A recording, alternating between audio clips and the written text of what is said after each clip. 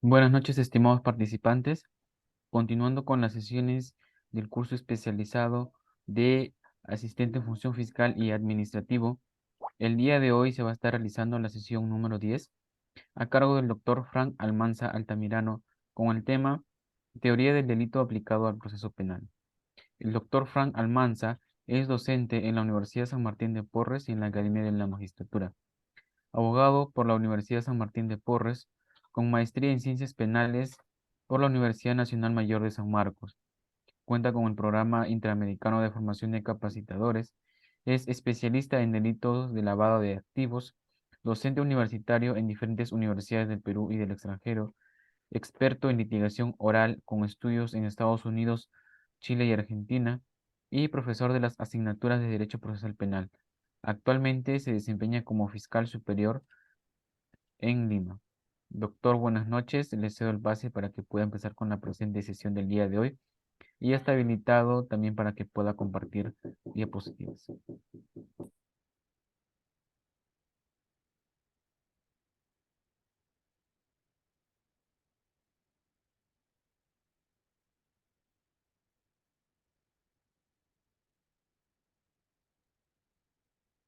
Doctor, si es que en caso está hablando, no se le logra escuchar.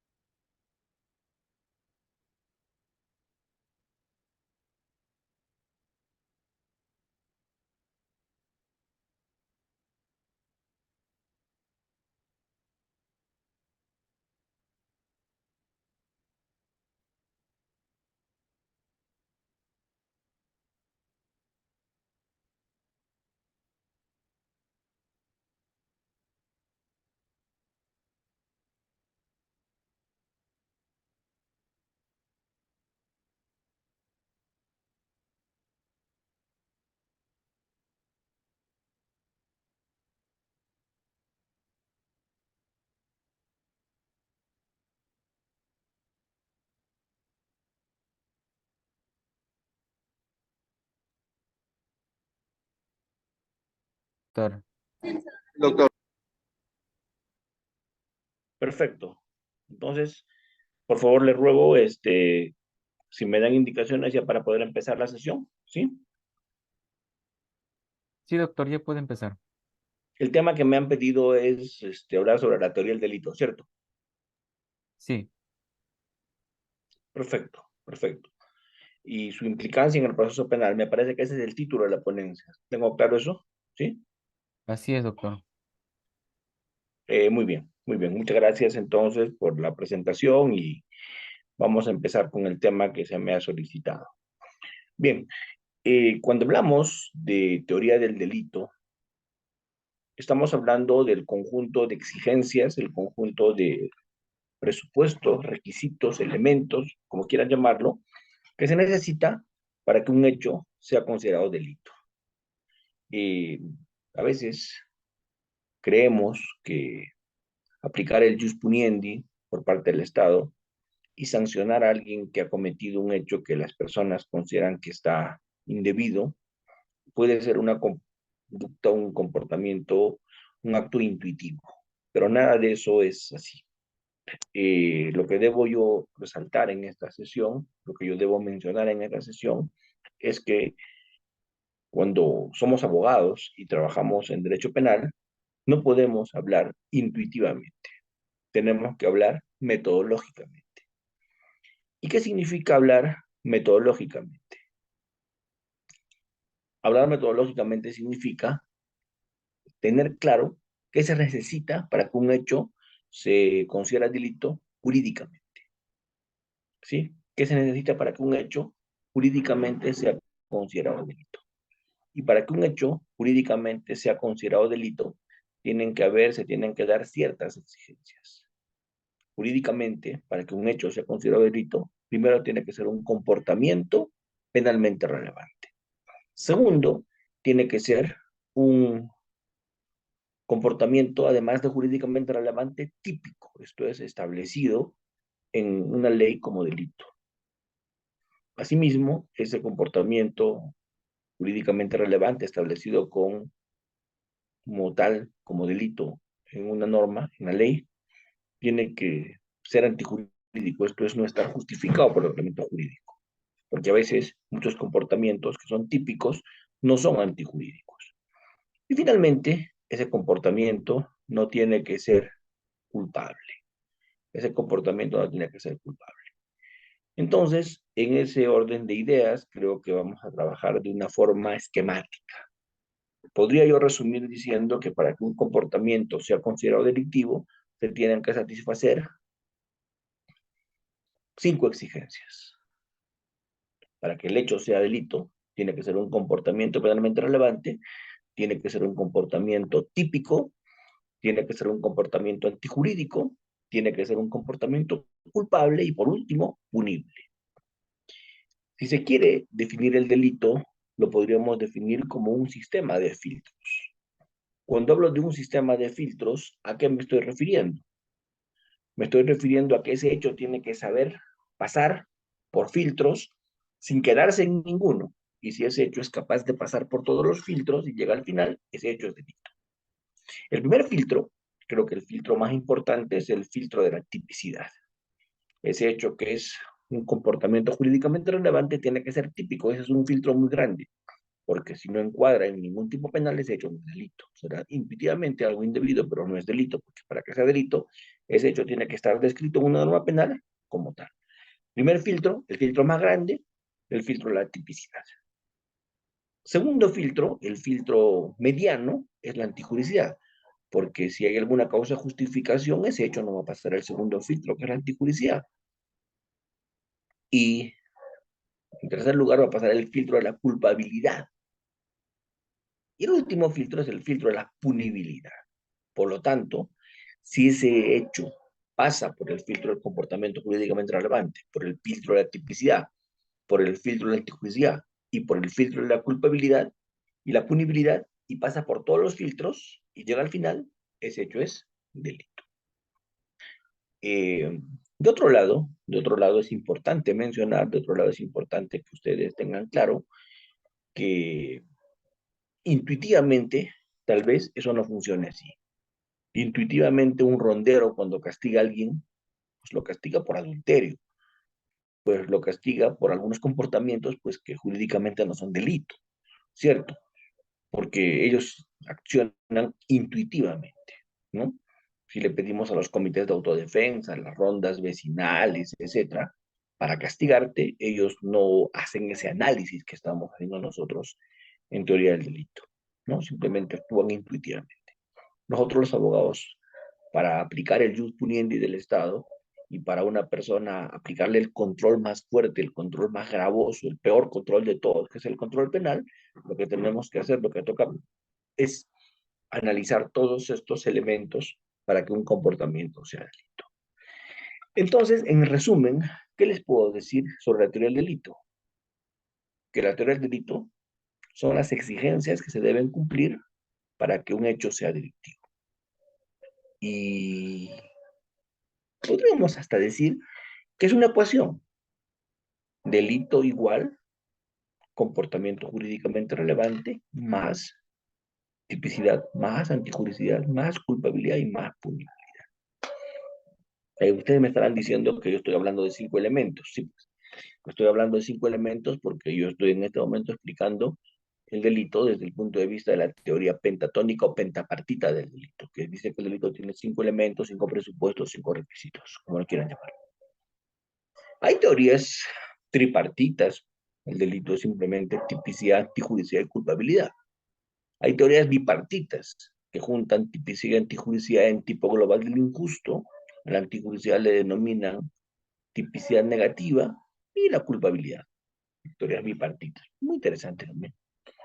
Pero en el Perú hemos optado por las teorías pentatónicas o pentapartitas. Ustedes dirán, ¿cómo así es que hemos optado por las teorías pentatónicas o pentapartitas del delito?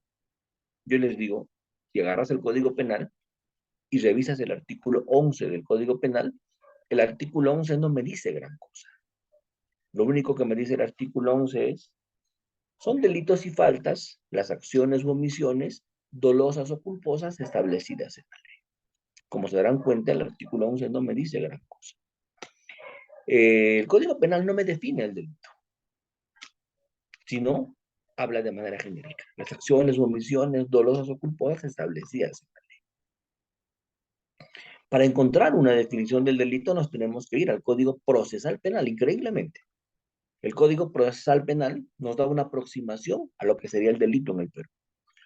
El artículo 344 del Código Procesal Penal nos dice que el delito sería un comportamiento típico antijurídico culpable y punible. ¿Y cómo es que nos dice esto? El 344. El 344 regula el sobreseimiento y dice, el fiscal sobresee cuando el hecho no es jurídicamente relevante, cuando el hecho no es típico, cuando el hecho no es antijurídico, hay una causa de justificación, cuando hay una causa de exculpación no es culpable, o cuando hay una causa de no punibilidad y no es punible. Ahí el fiscal sobresee. Contrario sensu, el fiscal acusa cuando el hecho es un comportamiento jurídicamente relevante, cuando el hecho es además típico, además antijurídico y finalmente culpable y punible. Ahí el fiscal acusa, de lo contrario el fiscal sobresee. Entonces, ¿ven? El Código Procesal Penal nos da una aproximación más clara de lo que es el delito, mejor que lo que hace el Código Penal. Por lo tanto, eso es la razón por la que yo opto por decir que en el Perú abrazamos, seguimos las teorías pentatónicas o pentapartitas del delito. Muy bien, ahora vamos a empezar a hablar una a una de estas teorías pentatónicas o pentapartitas del delito. Vamos a empezar a hablar una a una de estas teorías. Y empezamos. Vamos a hablar primero del comportamiento jurídicamente relevante, que es la primera barrera de análisis que vamos a trabajar.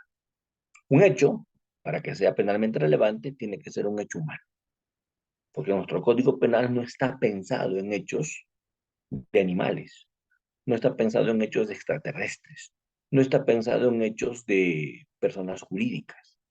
Nuestro Código Penal está pensado en hechos humanos.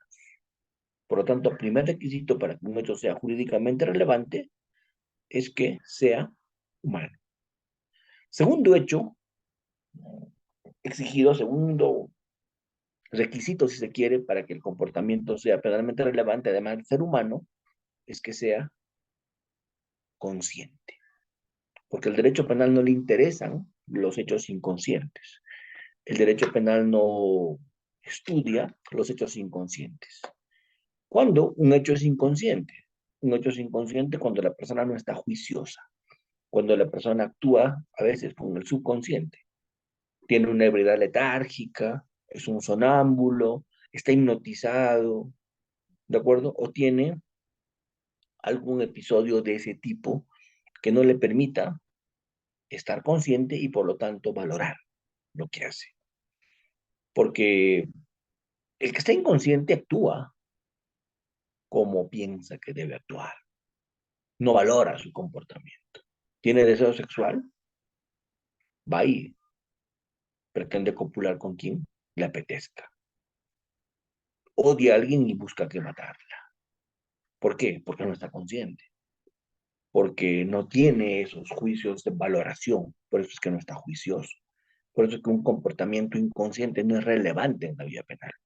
Para que un comportamiento sea relevante en la vía penal, ese comportamiento tiene que ser juicioso, tiene que ser consciente, ese comportamiento tiene que haber pasado esa barrera, la persona tiene que haber actuado desde ese punto de vista de como se dice, de su sano juicio.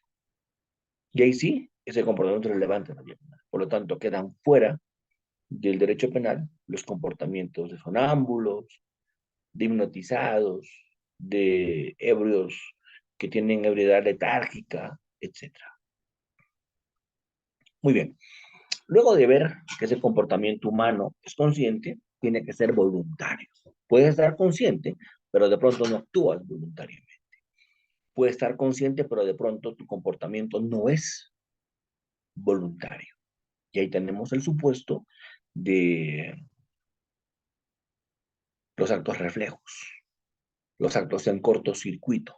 Esos militares que están entrenados para reaccionar de cierta forma no piensan cuando hacen, actúan sin voluntad, actúan simplemente en cortocircuito, por ejemplo. O cuando tienes un acto reflejo, te tiran algo y tú quitas. Ese es un acto reflejo, hay una voluntad. Eso tampoco es relevante en la vida penal. Estás cortando papas, alguien te hace una broma, volteas y lo cortas. Eso no es relevante porque es un acto reflejo.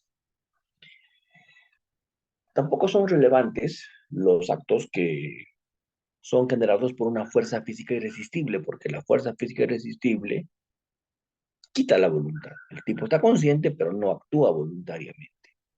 Un temblor podría pasar, un supuesto de,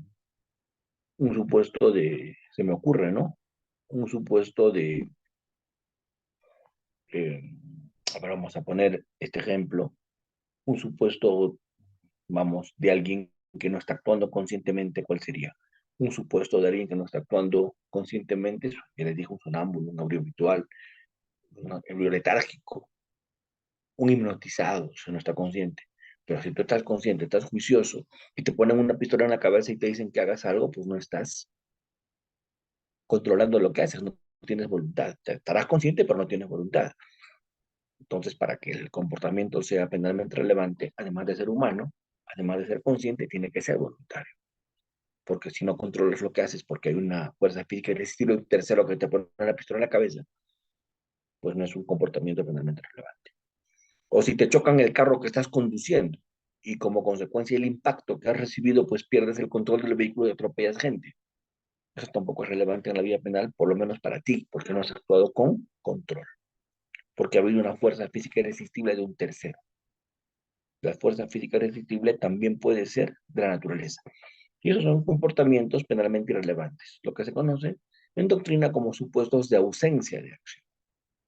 Sí, entonces el primer filtro que tenemos que analizar es ese, porque si hay un supuesto de ausencia de acción, ni siquiera vemos tipicidad. Si hay un supuesto de ausencia de acción, porque ha habido una inconsciencia, porque ha habido una fuerza física irresistible, porque ha habido una falta de control, un acto de reflejo, etcétera, pues no, ni siquiera analizamos tipicidad porque no es un comportamiento penalmente relevante. Y termino el comportamiento penalmente relevante hablando de la exteriorización. Si estás siendo humano, estás actuando conscientemente, voluntariamente, ¿cierto? Pero no externalizas, también es irrelevante. Tienes que externalizar. Tu comportamiento se vuelve realmente una vía penal relevante cuando lo exteriorizas.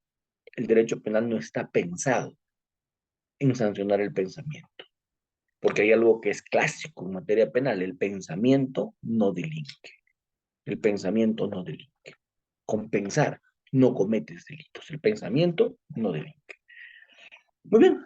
Entonces, resumen de la primera parte: para que haya el primer presupuesto, esto es un comportamiento penalmente relevante, tiene que ser ese comportamiento humano, consciente, voluntario y exteriorizado. Humano, consciente, voluntario y externalizado. Si cumples esos cuatro presupuestos, el comportamiento es penalmente relevante. Muy bien. Ahora vámonos al segundo presupuesto. El segundo presupuesto es el más grande de todos. El segundo elemento del delito es el más grande de todos, es la tipicidad. Ese comportamiento que es penalmente relevante tiene que ser típico, principio de legalidad. Tiene que satisfacer todos los elementos normativos, descriptivos, objetivos, subjetivos de un tipo penal. Tiene que encalzar, tiene que hacerse ese juicio de tipicidad. Ese comportamiento tiene que calzar como anillo al dedo, como la cenicienta y su zapatito, en todos los elementos, objetivos y subjetivos, normativos y descriptivos. Porque si algo no calza, no es delito. Principio de legalidad. El principio de legalidad tiene varias manifestaciones y esas manifestaciones son el principio de ley estricta, ley escrita. ¿Qué quiere decir eso? Ley estricta no se admite por analogía. Ley escrita, no hay leyes que no sean escritas, solo las leyes verbales no existen en materia penal. Son leyes escritas. ¿Sí? Ley previa. ¿Qué quiere decir? Ley previa. Que la ley tiene que estar antes del hecho. Porque si es posterior, no sirve. Tiene que estar antes del hecho, ley previa. Entonces, ¿qué tenemos? Ley estricta, ley escrita, ley previa. ¿Sí? ¿Qué es lo importante? De lo contrario, pues esta ley no sería capaz de crear delitos. ¿Sí? Muy bien, entonces, al hacer el juicio de tipicidad tenemos que analizar los elementos normativos, los elementos descriptivos. ¿Cuál es la diferencia entre un elemento normativo y un elemento descriptivo? Un elemento descriptivo lo entiendes muy fácilmente, basta que revises el Código Penal y leíste y entendiste un elemento descriptivo. Pero para entender un elemento normativo, necesitas irte a una norma extrapenal o una jurisprudencia para dotarle de contenido a ese elemento normativo. Asimismo, en tipicidad se estudia los sujetos, porque puede haber un sujeto activo, un sujeto pasivo. El estudiar sujetos vas a estudiar autoría y participación. Pueden haberse cometido por una sola persona el delito, un autor. Pueden haber sido varios autores, coautores. Pueden haber varios autores, pueden haber coautores, o puede haber un autor mediato. Todos los autores tienen dominio. El autor directo domina el hecho, el autor mediato domina la voluntad de alguien que instrumentaliza para cometer el hecho. Los coautores tienen codominio funcional. Y los varios autores simplemente cometen el hecho, conjuntamente. Pero no son coautores porque no han planificado, no se han dividido roles. No hay un tema ese entre ellos. Luego, en tipicidad también, aparte de estudiar autoría, estudias participación delictiva. Los partícipes en el Perú pueden ser el instigador, que determina a otro a cometer un delito, y pueden ser los cómplices. En los cómplices tenemos un cómplice primario, cómplice secundario,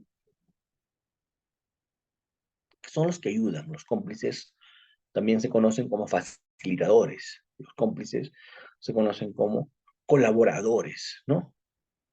El primario brinda un apoyo esencial y el secundario brinda un apoyo prescindible. Principio de escasez. El primario ayuda con un bien escaso, con algo que no es fácil de conseguir. El secundario simplemente ayuda, pero con él o sin él igual se hubiera podido cometer el hecho. Es más prescindible, es más prescindible. Eso es un poco lo que yo quiero que tengan claro en sujetos. Luego, en tipicidad también se estudia el grado de ejecución delictiva. Y en el grado de ejecución delictiva tienes que ver que hay tres momentos. Hay la preparación, lo que se conoce como actos preparatorios, que son delitos cuando la ley expresamente los pone como delitos.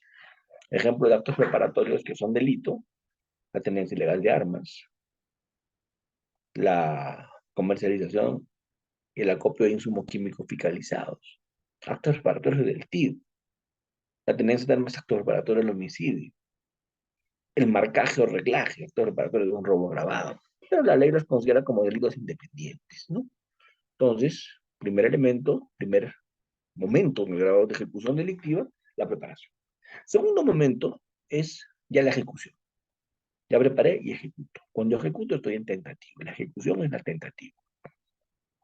Es ejecución delictiva. Cuando salto de preparación e empiezo a cometer el delito es ejecución y se llama tentativa. Luego viene la consumación, que es cuando se satisfacen todos los elementos del delito, el delito queda configurado. Eso también se estudia en tipicidad, ¿no? La participación delictiva, la tentativa son exenciones de tipicidad, porque el Código Penal está descrito en tipicidad para ser cometido por una sola persona y consumado, el que mata, hecho consumado y por una sola persona. Pero sancionar a los partícipes, sancionar la tentativa son extensiones de tipicidad. Tenemos que tener muy en cuenta.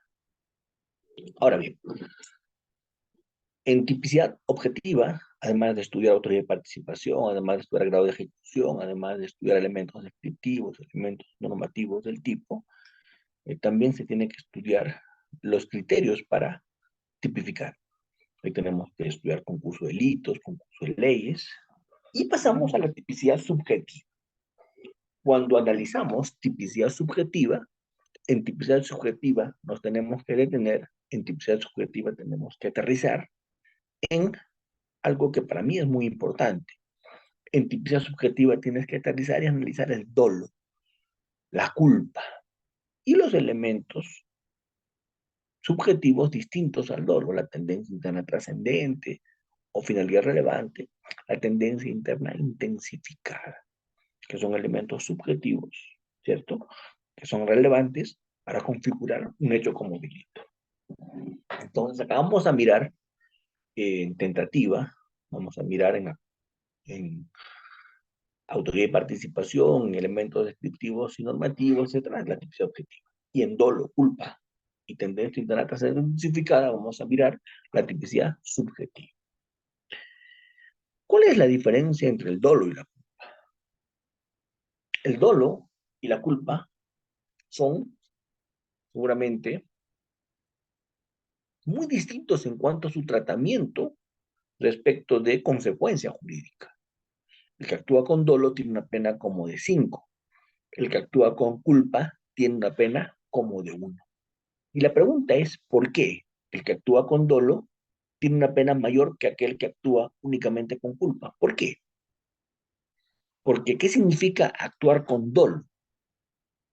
Actuar con dolo significa saber lo que se hace. Y sabiendo lo que se hace, hacerlo. Por eso es mucho más reprochable, es mucho más grave actuar con dolo. Porque cuando actúas con dolo, sabes lo que haces y sabiendo lo que haces, lo haces. Contrariamente a lo que pasa en culpa. En culpa no sabes lo que haces. Entonces la pregunta es, ¿por qué te castigan? Porque si hubieras sido diligente, si habrías tomado en cuenta los deberes de cuidado, habrías podido saber lo que haces. Entonces, por eso es que la culpa se castiga. Claro, con menor pena, porque no lo hiciste sabiendo. Te castigan porque no fuiste diligente para saber. No cumpliste deberes de cuidado. Entonces, ¿qué es el dolo? Conocimiento. En el Perú se exige, además del dolo, para que se configure el dolo, además del conocimiento, la voluntad. Esto es, que hagas con determinada mirada de un resultado, un delito de resultado, ¿no? Busco ese resultado, tengo esa, digamos, voluntad de hacerlo. Me represento un resultado y lo busco, no lo directo. Me represento un resultado, no lo busco, quiero que no pase, pero lo acepto si pasa, no lo eventual.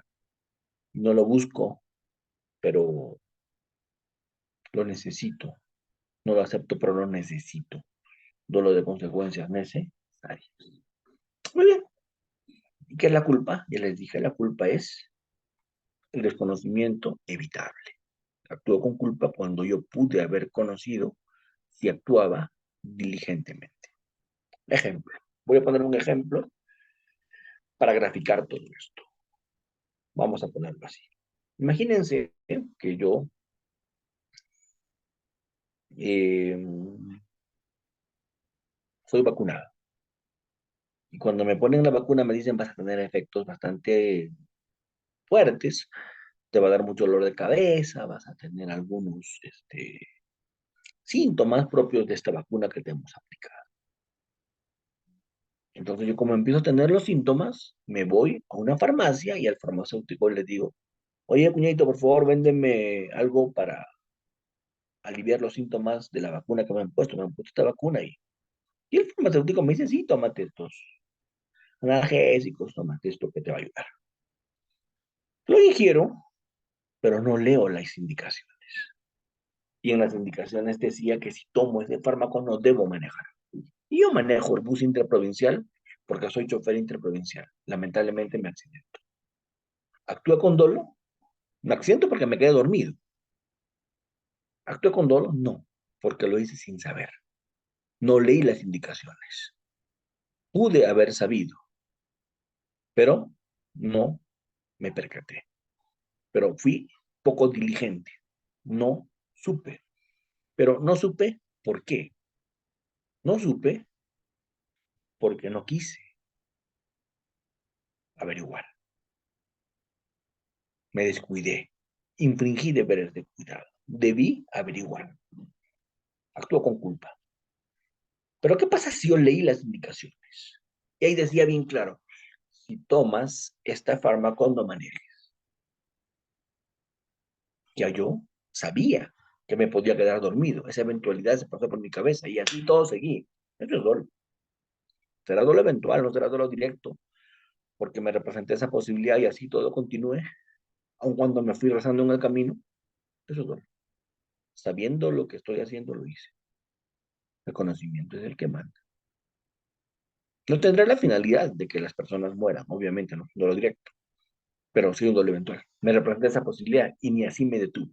Lo asumí y seguí para adelante. Eso es dolo eventual. ¿Sí? Y por último, la finalidad. Algunos delitos exigen finalidad. El hurto, por ejemplo, dice para obtener provecho. Finalidad de obtener provecho. El lavado de activos dice para evitar incautación o decomiso. Pero no todos los delitos son de finalidad relevante o finalidad que a la ley le interesa que se demuestre. Hay algunos delitos que no son de finalidad relevante. La mayor parte de los delitos, diría yo, no son de finalidad relevante. La finalidad no interesa para que cometas el delito. Algunos sí son de finalidad relevante y se les conoce como delitos de tendencia interna trascendente. Se reconoce muy fácil. Basta la palabrita para, y con la palabrita para, si está en la descripción típica del Código Penal, el que para obtener provecho, el que para evitar incautación o decomiso. ¿Sí? Esa palabrita para marca un derrotero. Tiene que demostrarse, tiene que acreditarse, además del dolo, la finalidad. Pero no todos los delitos exigen acreditar la finalidad, además del dolo. No todos los delitos son de tendencia interna trascendente, de finalidad relevante. Muy bien. Cuando ya cumplimos todo eso, pasamos el filtro de la tipicidad, que analizamos el filtro de la antijuricidad. Para que ese hecho típico sea delito, tiene que además ser antijurídico. Ese hecho es un comportamiento penalmente relevante, ya es típico, pero para que sea delito, además tiene que ser antijurídico. ¿Y cuándo un hecho típico es antijurídico? Un hecho típico es antijurídico cuando el ordenamiento jurídico no lo justifica. Porque muchos hechos jurídicamente típicos son jurídicamente válidos. ¿Cómo así? Es típico el hecho, pero no es antijurídico, porque ese hecho, por más que sea típico, está justificado. Hay una causa de justificación. Y que hay una causa de justificación, pues el ordenamiento jurídico lo justificó, no es delito, porque será típico, pero está justificado. ¿Y cuándo los hechos típicos están justificados? Cuando hay una causa de justificación. ¿Y cuál es esa causa de justificación? ¿Cuáles son? La causa de justificación, el artículo 20 establece algunas causas de justificación. ¿Y cuáles son esas causas de justificación? El artículo 20 del Código Penal, digo, porque también hay causa de justificación en el Código Civil. La legítima defensa posesoria, por ejemplo, es una causa de justificación que está en el Código Civil. El derecho a retención es una causa de justificación que está en el Código Civil. En el Código Penal hay causas de justificación.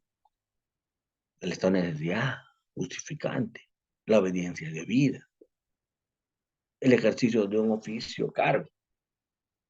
Sí, hay causas de justificación que están en el Código Penal, pero hay causas de justificación que están fuera del ordenamiento penal, con una vía extrapenal. Entonces, ahí tenemos que analizar en antijuridicial si es que ese comportamiento está o no está justificado. Si hay una causa de justificación, terminamos de contar, porque el hecho es típico, pero está justificado. Ejemplo, Juan Pérez mata a Perico Los Palotes de un disparo en la cabeza. Ese hecho es típico. ¿Es un comportamiento humano? Sí. ¿Es un comportamiento penalmente relevante? Porque es comportamiento humano, sí. ¿Es voluntario? Sí. ¿Es consciente? Sí. ¿Está exteriorizado? También. Comportamiento penalmente relevante. ¿Es típico? Claro. Encaja en el artículo 106 del Código Penal. El que mata a otro es típico. Lo ha matado con dolo además, es típico. Pregunto. ¿Está justificado? Depende. Si lo mató en legítima defensa, sí está justificado. Porque el artículo 20 regula la legítima defensa. Si lo mató dentro de un estado de necesidad justificante, podríamos discutir allí. ¿Ven? Entonces ese comportamiento de matar no siempre es malo, porque jurídicamente a veces está permitido matar. A veces hasta te premian por matar. Imagínense una guerra. ¿No te condecoran cuanto más gente matas? ¿No te condecoran cuanto más enemigos eliminas? ¿Ven? Ahí entonces eso está jurídicamente permitido. Estás matando, sí. Pero jurídicamente está permitido, por lo tanto no tienes castigo, no tienes sanción. Porque hay una causa de justificación que elimina la anticuriosidad de la conducta. Y acá terminamos de contar. ¿En cuanto a qué? Acá terminamos de contar. ¿En cuanto a qué? Al análisis del hecho. Si ese hecho es jurídicamente relevante, si ese hecho es típico, que además antijurídico, tenemos un tipo global del injusto. Tenemos un hecho que penalmente es delito. Pero ese hecho que es injusto, ese hecho que es comportamiento típico y antijurídico, ese hecho, hasta acá, fue analizado como hecho. Cuando pasas al siguiente elemento, analizar culpabilidad, es un análisis del hecho, porque el hecho es delito. El hecho es típico antijurídico. El hecho es un injusto, perdón, no es delito, es un injusto. Pero para que ese hecho sea delito, tienes que hacer un análisis de culpabilidad. Y créanme, colegas, el análisis de culpabilidad no es un análisis del hecho. El análisis de culpabilidad es un análisis de la persona que ha perpetrado el hecho. Cuando analizas comportamiento típico antijurídico, estás analizando el hecho. Cuando analizas culpabilidad, estás analizando a la persona que ha realizado ese hecho, para ver si ese hecho se lo puedes reprochar.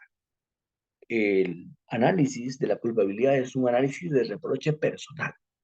Ese hecho que es injusto, vamos a ver si se lo podemos atribuir, si se lo podemos imputar. ¿Y cuándo no se le puede imputar? Cuando es inimputable. A los inimputables, ese hecho que es un injusto no se lo puedes imputar porque es un inimputable, es un enajenado mental, es una persona menor de 18 años, entonces es un inimputable. Y a los inimputables no se les puede imputar un hecho, porque son pues, inimputables. Entonces, primer análisis en culpabilidad, análisis de imputabilidad. Doctor, no está loco, es mayor de edad, y se le puede imputar. Bacán. Segundo filtro de análisis, es imputable. Vamos a mirar si a ese que es imputable se le puede exigir haber actuado distinto. Análisis de exigibilidad. Porque a veces tú eres imputable, pero lo que has hecho es algo que todos habrían hecho en tu lugar. No te pueden exigir haber hecho algo distinto. ¿Sí? Ejemplo. ¿Se acuerdan del avión que se cayó en la cordillera? El avión se cayó en la cordillera y los pasajeros se mataron unos a otros para comerse entre ellos, para poder sobrevivir. Si eso es así, lo has matado, sí. Lo has matado con dolo, sí. No está justificado lo que has hecho, no. Pero tampoco se lo puedes reprochar, porque no le puedes exigir haber actuado distinto, porque tal vez todos en su lugar hubiéramos hecho lo mismo. O tampoco le puedes exigir haber actuado distinto cuando actúa con miedo insuperable. El miedo es más fuerte que él. ¿Sí? Expliquemos un poquito más esto. Ese comportamiento típico antijurídico le tiene que ser exigible no haber hecho al procesado. Le puede comportamiento. Pero cuando se lo puede exigir, se lo puede exigir no haber realizado ese hecho, cuando tenía libre albedrío, pudo haber actuado de modo distinto, pudo haberse autodeterminado de manera diferente, tuvo elección. Y acá se estudia que la ignorancia es culpante. Bienes jurídicos del mismo valor, para salvar uno afecta al otro, que es el mismo valor. ¿Se acuerdan de Titanic? Rose está echada en una madera y Jack no tiene posibilidad de subir a la madera porque con los dos la madera se hunde. Así que Jack se inmola y muere por su amada. Le cede la madera. Y si Jack habría empujado a Ross y él se habría quedado con la madera y Ross habría muerto, obviamente Jack le habría matado. Sí, pues, pero no le podemos reprochar a Ross eso. Perdón, a Jack eso. ¿Por qué? Porque tal vez en su lugar todos habríamos hecho lo mismo. Eso se le estaba decía, es culpante que elimina culpabilidad por un tema de exigibilidad, no de justificación, de exigibilidad. Igual pasa en el miedo insuperable. Y el último nivel de análisis en culpabilidad es el análisis que tiene que ver con el análisis de el conocimiento de la prohibición. No le puedes exigir a alguien actuar distinto si no conocía la prohibición. Eso se llama el error de prohibición, el error de comprensión culturalmente condicionada. Jamás te pueden pedir actuar distinto si es que no conocías la prohibición. El turista que llega y copula sexualmente con una señorita de 13 años y le preguntan si él sabía lo que hacía para ver si actuó con dolo o podría discutirse un error de tipo. Él dice que sí, yo sabía que tenía 3. Pero, ¿por qué lo hiciste? Porque yo no sabía que era delito. En mi país, la libertad sexual empieza a los 12 años. Yo vengo de Dinamarca, soy un país nórdico, etcétera. Entonces, bueno, por lo tanto, él sabía lo que hacía, actuó con dolo, pero su comportamiento no es exigible que actúe de otro modo porque desconocía la prohibición. No sabía la prohibición, entonces su comportamiento sale no por atipicidad, por error de tipo, sino sale por inculpabilidad o una causa de culpación, que es desconocimiento de la prohibición o de la antijuicio. Muy bien. Y cuando ya tienes todo eso, analizas el último presupuesto, que es el presupuesto de la punibilidad. Esto es ya el tema hacia de pena, merecimiento de pena. Punibilidad, cuando hay una excusa absolutoria o falta alguna condición objetiva de punibilidad, se elimina la punibilidad. Eso es importante. ¿Sí? Muy bien. Hasta acá entonces, todo un pantallazo de lo que es la teoría del delito. ¿Sí? Me han dado una hora para hablar de esto. Yo siempre, los minutos finales, los 10, 15 minutos finales, los reservo, los guardo. ¿Para qué? Para el coloquio, para conversar con ustedes y en la medida de mis posibilidades, claro está siempre, absolverle algunas dudas que puedan tener sobre esto que hemos hablado. Porque como les digo, la teoría del delito es muy importante para que hagas su teoría del caso. La teoría del delito es fundamental para que tú elabores tu teoría del caso. Tu teoría del caso no son sino elementos de delito descompuestos, acreditables, con medios probatorios, y que constituyan, como les digo, delito. A ver, vamos. Cuando hago mi teoría del caso, tengo una parte jurídica, que son los elementos de un delito, o los elementos de una causa de justificación, o los elementos de una causa de punibilidad. Eso es el primer elemento de una teoría del caso. El primer elemento es el elemento jurídico. Segundo elemento es el elemento probatorio. ¿Qué es el elemento probatorio? Es el táctico probatorio. Esto es, los hechos que encuadran en esa tipificación jurídica y que vas a probar en el proceso penal. El elemento jurídico, el elemento fáctico, el elemento probatorio. Entonces es imprescindible manejar teoría del delito, porque sin manejar teoría del delito no podría hacer nada en un proceso penal. Tanto para acusar, manejar teoría del delito, les acabo de demostrar, el 349 establece los requisitos de la acusación, el 344 requisito del sobreseimiento, y ahí se regula la teoría del delito. ¿Qué más? Es indispensable saber la teoría del delito para poder plantear un sobreseimiento, acusar, ejercer defensa en el periodo. Es indispensable. Por lo tanto, eso es algo que todos debemos conocer si queremos ejercer defensa en el Perú. La última recomendación que les quiero dar es analizar en orden.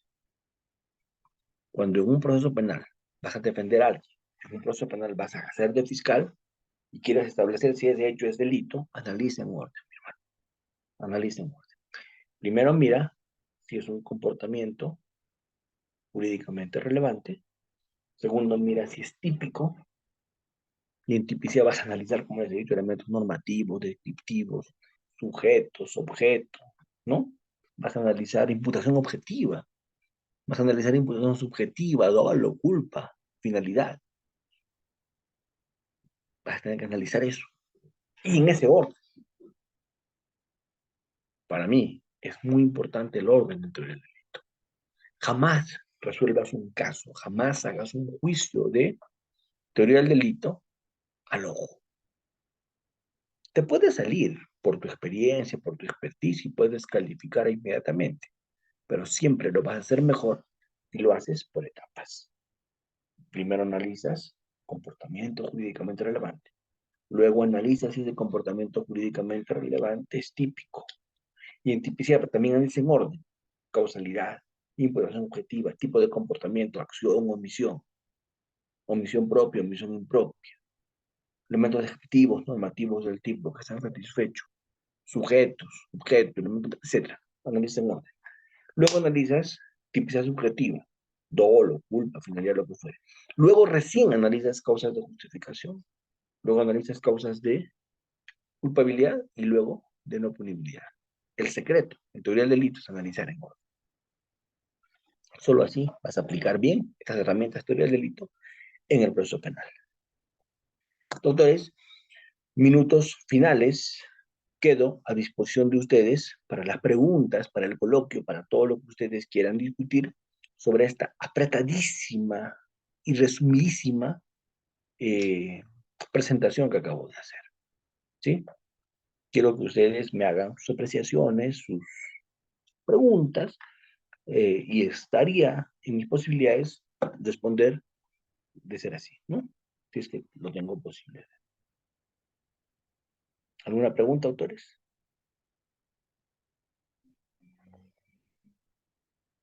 Tengo 24 participantes que los estoy viendo. Quiero saber si esos participantes que los estoy viendo me pueden hacer alguna pregunta, algún comentario sobre todo lo que hemos conversado el día de hoy. Sí, doctor. Eh, Disculpe, justo la participante Rósula López alzó la mano, le cedo de pase para que pueda prender su micro y hacer la pregunta. Adelante, por Bienvenido. favor. Con todo gusto. Buenas noches, doctor. Un gusto estar en su ponencia. Vale. Doctor, usted había hablado respecto al error de tipo. Puso el ejemplo de un ciudadano extranjero que si viene al Perú y mantiene pues relaciones sexuales con una menor de 13 años, no se le podría imputar el delito acá, por ejemplo, de violación sexual, ¿no? Pero esto no estaría contrario al principio del derecho que refiere que la ignorancia de la ley no exime de su cumplimiento, doctor. Sí, a ver, dos cositas. La primera no sería un error de tipo, sería un error de prohibición. El error de tipo es cuando yo desconozco lo que estoy haciendo. ¿Cuándo sería error de tipo? Error de tipo sería si este señor vio a la señorita bien desarrollada, vio a la señorita bien, no sé, pues, alta, la vio como de 15. Él pensó que tenía 15. Es más, le preguntó y le dijo que tenía 15. Es más, la conoció en una discoteca.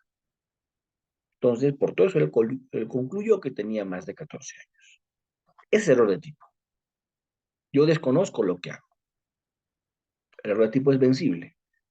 Si yo hubiera sido diligente, hubiera sabido, vencible. Si así hubiera sido diligente, no hubiera sabido, invencible. Cuando el error de tipo es vencible, se castiga como delito culposo, porque es lo mismo. El delito culposo es exactamente igual al error de tipo vencible. Pero en este caso, en el ejemplo que yo puse, no hablo de error de tipo, hablo de error de prohibición. Esto es, la persona no comprende la antijusticia de su conducta. ¿Sí? El error de prohibición es eso. El Código Penal lo establece muy claro. Tú agarras el Código Penal, en el Código Penal está muy claro el error de prohibición. ¿Sí? ¿Qué quiere decir eso? Que, eh, claro, la pregunta que tú me haces es muy interesante. Me mencionas, y repítelo por favor para todos, el desconocimiento no impide su cumplimiento, ¿no? Repítelo por favor. Sí, doctor, respecto a que el desconocimiento o la ignorancia de la ley no exime pues el cumplimiento. Sí, claro. Pero eso en materia penal se relativiza. ¿Y por qué en materia penal se relativiza? Porque el Código Penal, eh, ¿tiene su Código Penal a la mano? Entonces ahora, No, doctor, voy a buscar. a ver, consígueme tu Código Penal y conmigo vamos a leer. ¿Lo tienes? Yo tengo, doctor, ¿qué número, qué artículo del Código Penal? Buenas A noches, ver, doctor Alma. léete. Hola, ¿cómo estás? Léete el 16.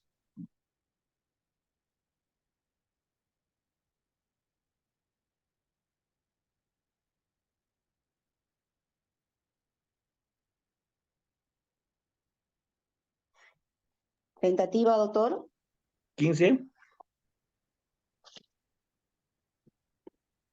Error de comprensión culturalmente condicionado. El que Ya. por su cultura o costumbre comete un hecho punible sin poder comprender el carácter delictuoso de su Ya. acto o determinarse de acuerdo con esa comprensión, Muy será bien. eximido de responsabilidad cuando por igual razón esta posibilidad se haya disminuida, se atenuará la pena. Muy bien. Es el error de comprensión culturalmente condicionado. En el ejemplo que yo puse, él viene de una cultura distinta, ¿o no? Sí. Sí. Y en esa subcultura es distinto el tema. Por lo tanto, él pues no es posible que conozca lo que ocurre acá, porque recién acaba de llegar, es un turista que acaba de venir. Eso aplica para peruanos, lo que usted acaba de leer. ¿Se entiende? Para léete el 14, último párrafo.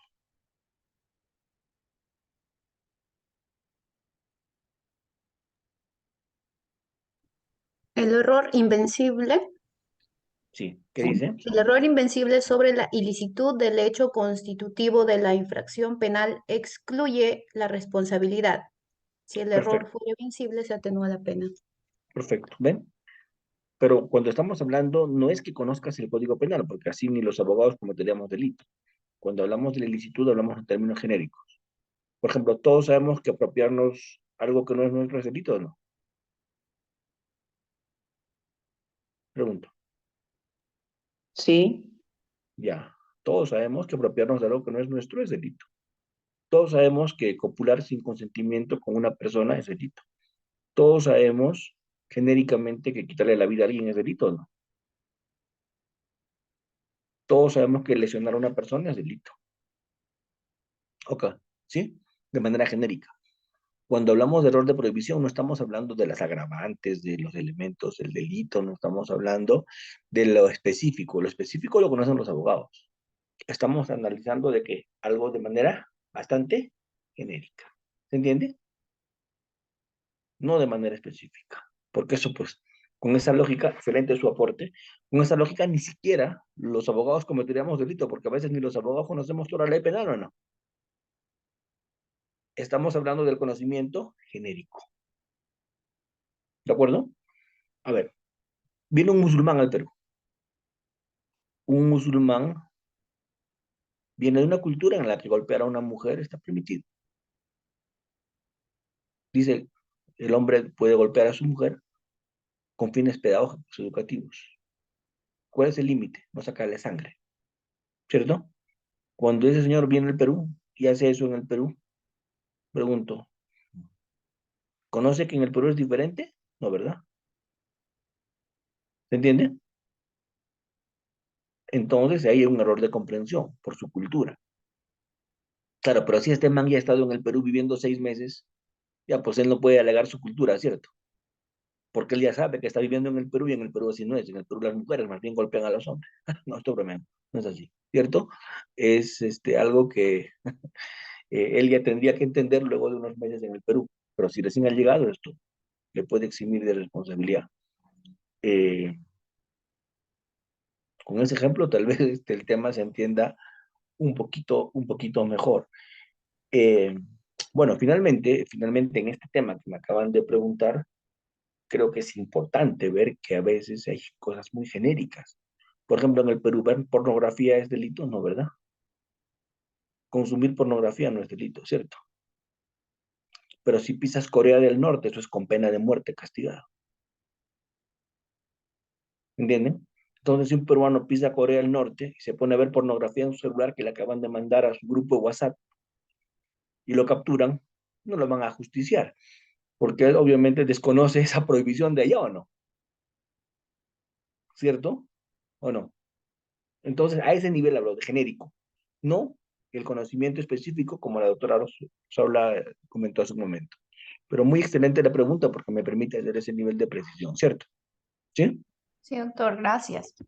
No, al contrario, doctora. Si hay otra pregunta, yo con todo gusto. Sí, doctor, justo una pregunta del participante Daniel Noriega. Adelante, doctor. ¿Qué tal, doctor? Buenas tardes. ¿Cómo Una está, doctor? consulta. Sí, con respecto al tema del dolo y la culpa. Bueno, Ujú, sabemos que son elementos subjetivos ujú.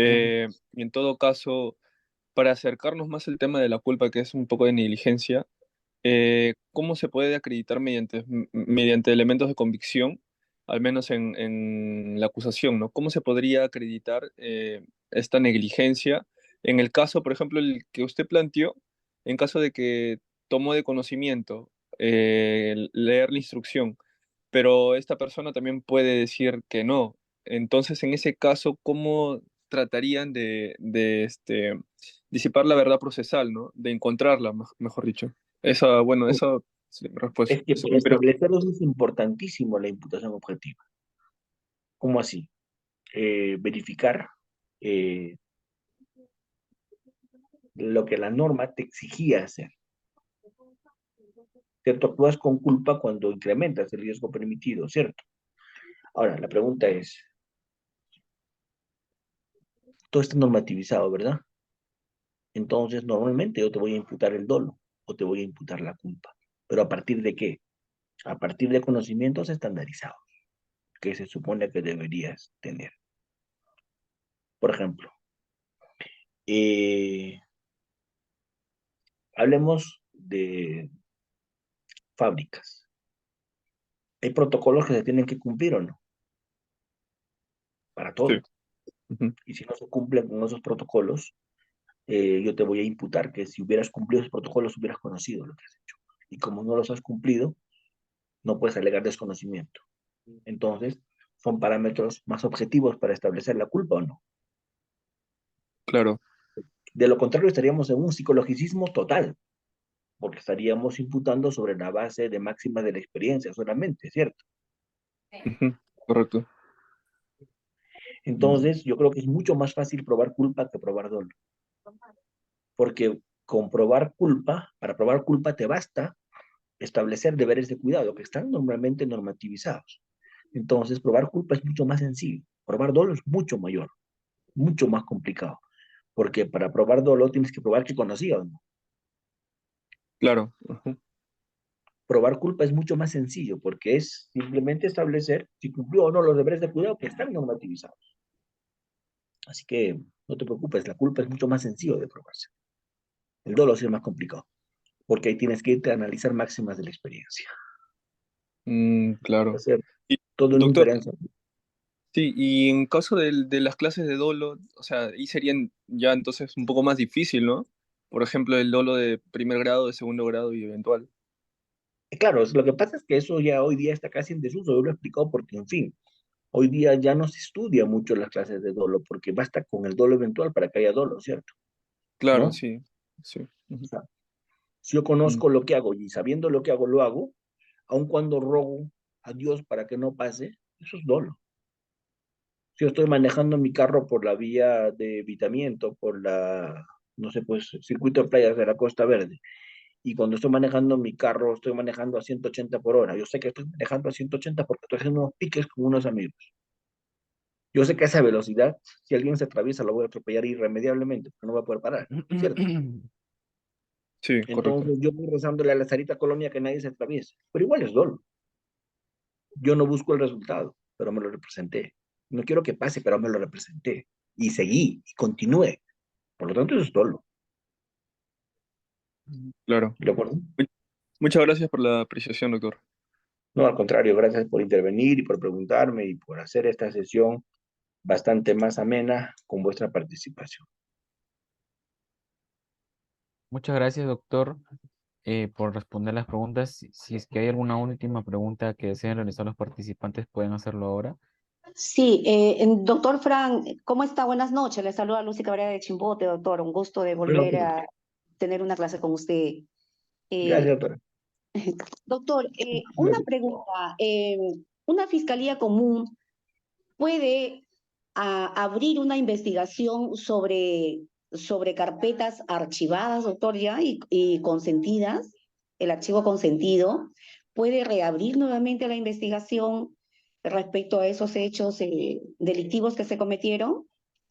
Sí, o sea, una fiscalía puede reabrir una investigación por varias razones. Primera razón por la que puede abrir una investigación es cuando la investigación ha sido deficiente. Lo ha dicho el propio Tribunal Constitucional. Con investigación deficiente se puede reabrir una investigación si la investigación anterior es deficiente. Dos, se puede reabrir una investigación cuando la razón del archivo fue que faltaban elementos de convicción, faltaban indicios. Si hay nuevos elementos, se reabre. ¿De acuerdo? Pero si la investigación ha sido prolija, ha sido buena y se ha archivado porque el hecho es atípico, por ejemplo, ¿cierto? Eso es cosa decidida, no se puede reabrir, pero hay excepciones. ¿De acuerdo? Hay excepciones. Ya, y si no hay nuevos elementos de convicción, doctor, igual se puede reabrir esas carpetas No, fiscales. no, tiene que haber Mm, nuevos elementos.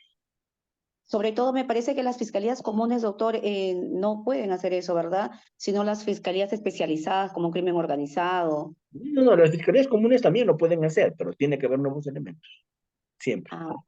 Ya. De lo contrario, esa nueva investigación o esa nueva carpeta fiscal sería nula. Por supuesto, porque sobre la base de qué estarías reabriendo, ¿sí? Ya, doctor, muchas gracias. No, al contrario, gracias a usted nuevamente por participar y gracias a todos por haberse mantenido atentos, por haberse quedado hasta el final. Y bueno, espero que esta no sea la última vez que nos reunimos y conversemos. Y bueno, como verán, he hecho maravillas para hacer esta exposición porque mi laptop, no sé qué le pasó al audio y tuve que conectarme desde el celular de mi hija. Bueno, son cosas que a veces pasan. ¿Listo? Muchas gracias, doctor, por la sesión del día de hoy sobre el tema de teoría del delito aplicado al proceso penal. Ha sido un tema muy interesante y didáctico al momento de explicarlo. En ese sentido, a nombre del Instituto Paracletos y el Colegio de Abogados del Santa, le extendemos el agradecimiento por brindar su tiempo el día de hoy. Muchas gracias. Un abrazo para todos y feliz noche. Dios mediante cualquier oportunidad. Felicidades. Hasta Gracias, luego. doctor. Buenas noches. Felicidades. Buenas noches. Hasta luego, doctor Almanz. Gracias, Chao, doctor. chao.